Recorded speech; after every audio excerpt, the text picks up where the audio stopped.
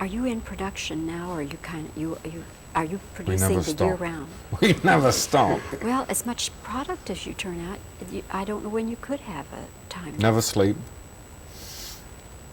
It's crazy life, isn't it? Bobbie, could you move Yeah, just a bit to your sure. right? Great. And I'm rolling. All right.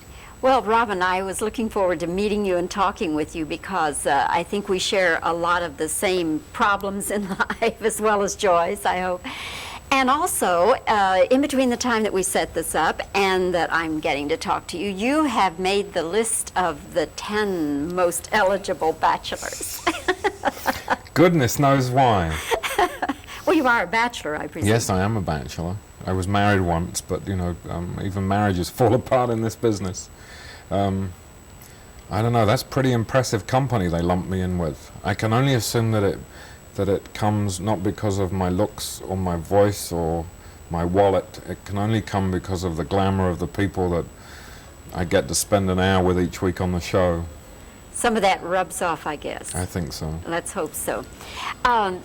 Let's talk just in general a little about the show before we get to the special.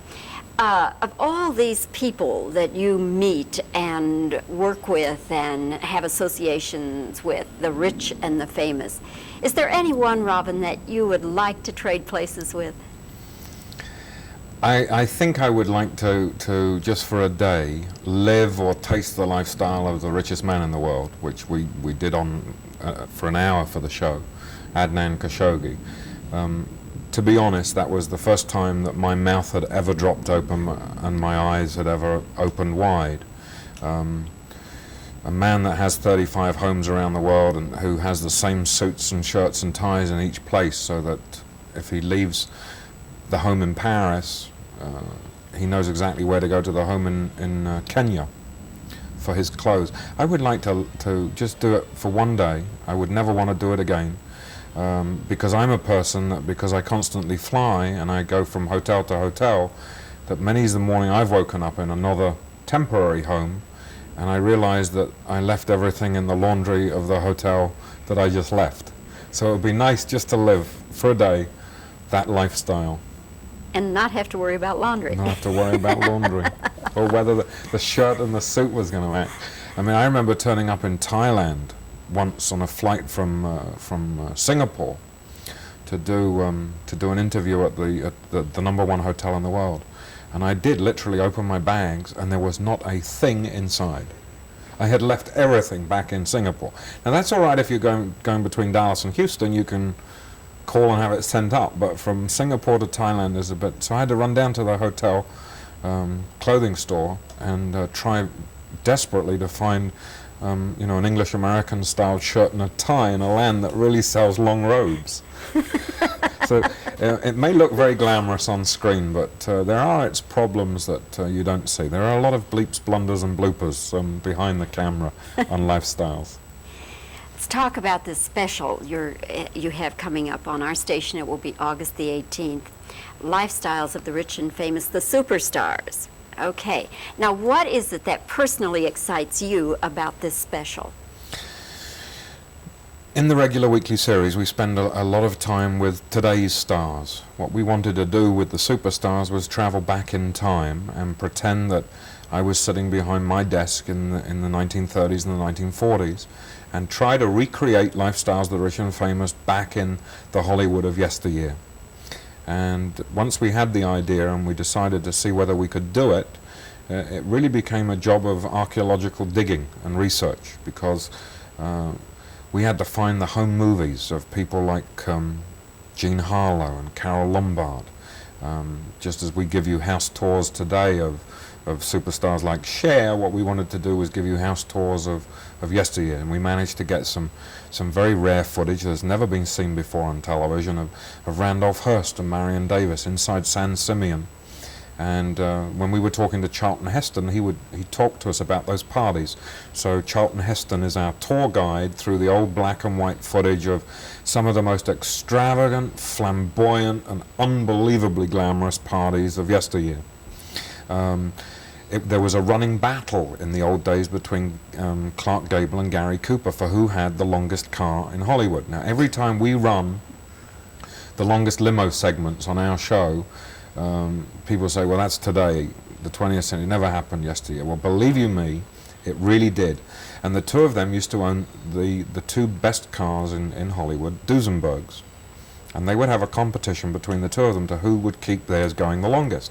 So 6 inches every time would be added to the Duesenberg. And we have the footage of their two cars in this ongoing race over the years to see who would wind up with the longest car. Now, you have also some very rare footage. For instance, you have Humphrey Bogart's first movie. How did you get that? In every biography that appears on Humphrey Bogart, there is a listing for a movie that was made in the very early 30s called A Devil is Woman. Nobody's ever seen it. Nobody's ever heard about it. And we asked a lot of questions: who had this movie? Where was this movie? Why has it never been seen?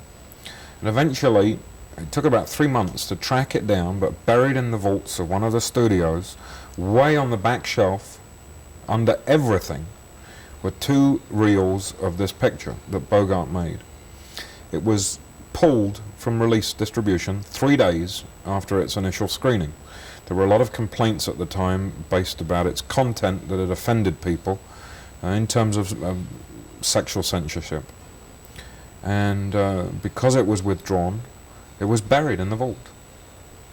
And so for the first time ever on American television, you're going to see Humphrey Bogart's screen debut.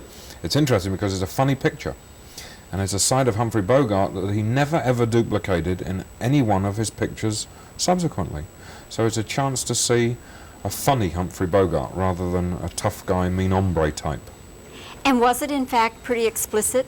I mean, not by today's standards, any stretch of the imagination. I mean, it was very mild, but obviously in those days, I mean, you've got to remember, what was it, right up until the 1950s, the mid-50s, when Doris Day and Rock Hudson were filmed in a double bed, but both had 1 foot on either side of the floor for the censorship standard. So I guess in the 30s it was even tougher. What else is in this special that you think is particularly rare and interesting? We took a look at the old-time movie moguls that started Hollywood, and we asked Richard Zanuck Jr. and Sam Goldwyn Jr. to take on the roles that their fathers and grandfathers did when they started in Hollywood. There's a lot of history of Hollywood that I'd never known about, and a lot of other movie buffs will also not have known. So we trace a little bit of the beginnings of Hollywood through the eyes of the relatives of the big, powerful names of that era. We also pulled out all of the old gowns of the old superstars, and we have a number of today's stars modeling them for us, and we had them all made up and with their hair coiffed so that they would resemble, as close as could be, the stars of yesteryear. It's surprising. There was a lot more flamboyance to life in Hollywood then. In the Depression days, one could live very comfortably on $20 a week, feed a family of 4, live in a fairly decent house, and drive a car for $20 a week. Now, you know, we've done stories, both you and I, interviewing stars that have made $2 million for a movie. The stars never made that kind of money in those days, but what they did was they would make as much as $125,000 a week, but they would work a new movie every Monday morning. They'd finish it Friday, they'd report back in on the Monday and start a new picture. So that's a lot of money when you think you could do with $20 back in those days. So their standard of living, and remember there were no taxes in those days. I mean, stars in Hollywood did not pay taxes on that $125,000 a week. So that was a fortune. I mean, those were really $1 million money. So it was spent on long cars. It was spent on putting diamond studs around the necks of dogs. It was spent on huge houses, much larger than we know today from Hollywood. I would like to have been making Lifestyles of Rich and Famous back in the 30s and the 40s, because it would be even more outrageous than the show that we make every week now.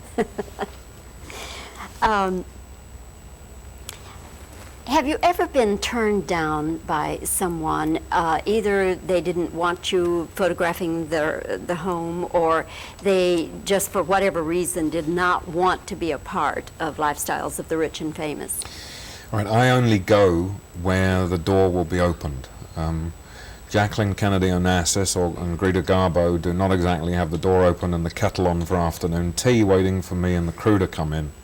But when I am told no, I refuse to accept that as an answer. I don't like that word. It's a word that does not exist in my vocabulary. I like to hear the word yes. Now, it takes time to convert a no into a yes, but I believe that there is no such thing as a final no. But also, to answer your question, there's a lot of people that I will not go to because I know that I'm going to get no for too long to have to worry about at this moment. So I tend to go where the no is a weak no that I can convert to a yes, and avoid those that, you know, would slam the door in the face. Adnan Khashoggi, the richest man in the world, said no to me for 14 months. And I'm like a dog to a bone. I will never let it go. And I knew that we were the right show to do that report on him, and we did it. Eventually he said yes. It's English Cockney charm that'll win him over every time. Do you think Mrs. Onassis will eventually succumb? One day. And Miss One Garbo? day. I don't know whether Greta Garbo will ever do anything on television, but it would be. I think that she would do. She'd probably do Lifestyles of the Rich and Famous before she did the Barbara Walters show. Good line to close on. Robin, thank you very much. I've thoroughly enjoyed the visit. Good being with you. And she called her psychiatrist in New York, which is very interesting because those were the days when you had to dial the operator and give them the number. So Yeah. I immediately had found out the number of her shrink. And she called saying that the plane was running an hour late, and could she cancel or move the appointment. So once the plane finally boarded, I stood right behind her and sat in the seat right beside her, and I was just talking to her, and I hoped that she would think that because I was in English I wouldn't really know who she was, and innocuous questions about how humid it was in Washington, and we started talking, and I couldn't wait to get my teeth into, real Now, couple of do you great think questions. at that point she thought you knew or didn't know who she No. was? I think she honestly thought that I didn't know who on earth she was, and I Yeah. was just a friendly person making Yeah. casual conversation. Uh-huh. And I asked one question and got an answer from her, which made me very happy. And I asked the second question, and she turned around to me. It was like a face of steel had just come down, and she said, "You are a journalist. I never ever talk to you people." So I wasn't very good, was I? Well, it worked for a while. One day. Yeah. 3, 2, roll. And so here you are now, one of the top 10 bachelors of the world. Who would believe it? Not with this face. Okay. Probably just a hair. Right, excellent. Okay. Excellent. Great. Okay. Ready? And 3, 2, wait a second, and 3, 2, rolling. Of all the rich and famous people you've been around, Robin, is there any one you'd like to trade places with? I think for just 5 minutes I would like to be. Okay. All right, fine. Okay. We're still rolling. How did you come across this vintage footage of Humphrey Bogart's? Let me start again. Go. How did you find this vintage footage of Humphrey Bogart's first movie? It was actually hidden inside my refrigerator by the cheese that was just as moldy and covered in dust. Okay. Give me that one again, would you? Okay. How did you find this vintage footage of Humphrey? I cannot say Humphrey. All right. That's all right. Okay. How did you find this footage of Bogart's very first movie?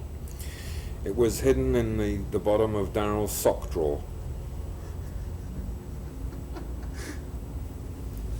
All right.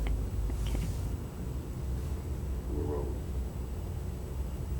what sort of contrast is there between the lifestyles of the rich and famous back then in the 20s and now, would you say? Less drugs today than there were yesteryear.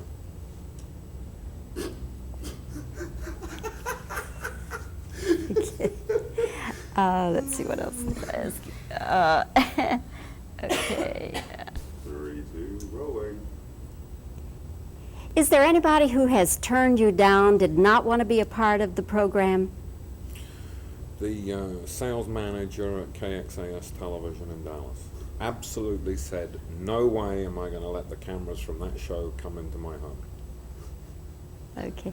Now, Daryl, just get some two-shot reactions here, and then we'll call it quits. Okay, and rolling. So now I have to make you smile, perhaps an occasional laugh, twinkle in the eye, chuckle under the nose. Think of getting home tonight and kicking your shoes off and just relaxing. Nice air-conditioned room. We found this the most interesting, fascinating, candid interview. You've exposed the real truth behind lifestyles of the rich and famous. I've just told you that our next exclusive will be the lifestyles of the poor and unknown.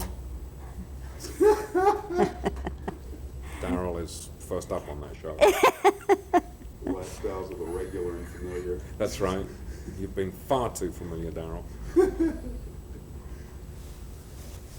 You do have a sparkle in your eyes. Close to being on tears, because... That ought to do it. Okay. All